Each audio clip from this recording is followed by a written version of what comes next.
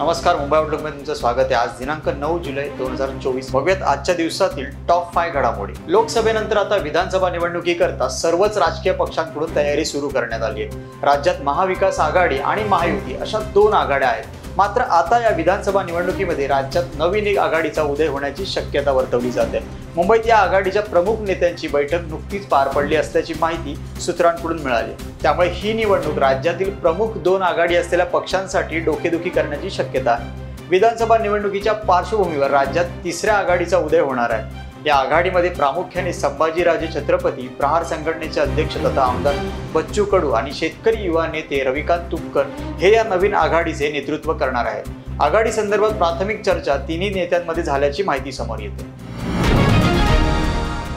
लोकसभा निवडणुकीमध्ये अजित पवारांच्या राष्ट्रवादीची झालेली पीछेहाट आणि शरद पवारांच्या वाढलेल्या पक्षाचा स्ट्राईक रेट पाहता अजित पवारांच्या आमदारांमध्ये नाराजीचं वातावरण निर्माण झालंय। त्यामुळे आगामी विधानसभेमध्ये ही परिस्थिती बदलण्यासाठी आणि शरद पवारांना शह देण्यासाठी अजितदादा कामाला लागलेत। यासाठी त्यांनी आज मुंबईमध्ये श्री सिद्धिविनायकाच्या दर्शनाने राष्ट्रवादी काँग्रेसने विधानसभा प्रचाराचा नारळ फोडलाय। बाहेर आल्यानंतर या सर्वांनी विधानसभेत विजय मिळवण्यासाठी विश्वासाने विक्ट्री साईन दाखवली। हा विषय चर्चेचा ठरलाय।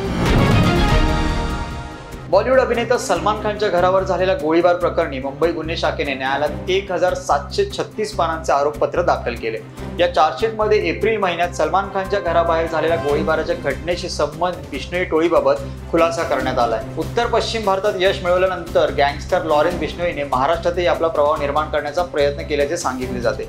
बिश्नोईने सलमान खानला धमकावून पैसे उकळण्याच्या उद्देशाने लक्ष्य केले, जेणेकरून तो खंडणीचा धंदा पुढे नेऊ शकेल। एका अधिकाऱ्याने सांगितले की आरोपपत्रात बिश्नोईचा या प्रकरणात सक्रिय भूमिका कशी आहे आणि ते सिद्ध करण्यासाठी ठोस पुरावे जमा केले जातात।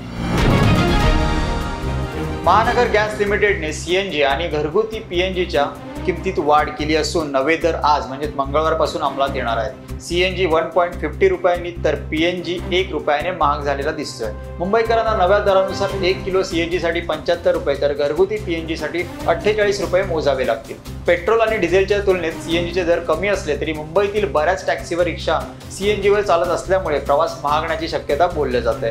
तसेच पीएनजीच्या दरवाढीमुळे गृहिणींचे महिन्याचे अंदाजपत्रकही कोलमडू शकते।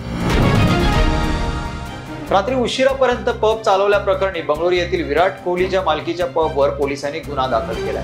बंगळुरू पोलिसांनी विराट कोहलीच्या मालकीच्या 18 कम्युन पब आणि एमजी रोडवरील इतर अनेक हॉटेल आणि रेस्टॉरंट विरोधात निर्धारित वेळेपेक्षा जास्त वेळ उघडे ठेवल्याबद्दल एफआयआर दाखल केलाय। हे पब पहाटे 1:30 वाजेपर्यंत उघडे असल्याचे आढळले। नियमानुसार मध्यरात्री 1 वाजता पब बंद करणे आवश्यक होते, तरी रात्री उशिरापर्यंत या परिसरात मोठ्या आवाजात संगीत सुरू असल्याची तक्रार आल्यानंतर पोलिसांनी ही कारवाई केली आहे। चिन्नास्वामी क्रिकेट स्टेडियम जवळील 81 कम्युन पब हे नियमांचे उल्लंघन केल्याप्रकरणी गुन्हा दाखल करण्यात आलेल्या पबपैकी एक आहे।